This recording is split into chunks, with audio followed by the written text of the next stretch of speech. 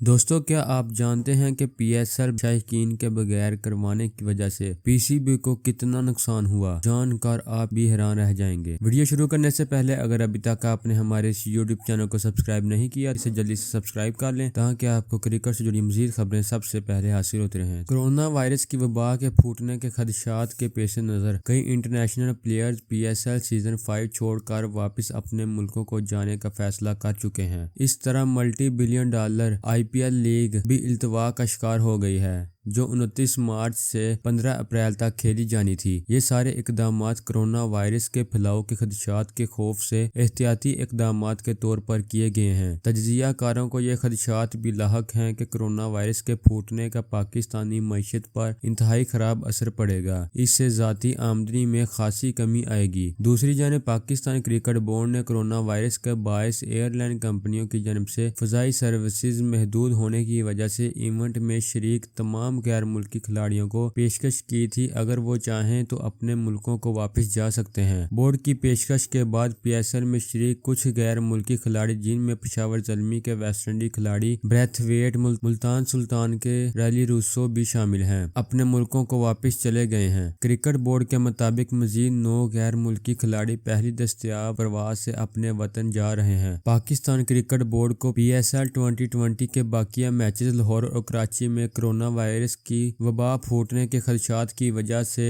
बंद दरवाजों में कराने का 100 मिलियन का माली नुकसान बर्दाश्त करना पड़ेगा। मीडिया रिपोर्ट्स के मुताबिक इस नुकसान को पीसीबी और पीएसएल फ्रेंचाइजीज बिल तरतीब 30% और 70% की शरह से शेयर करेगी।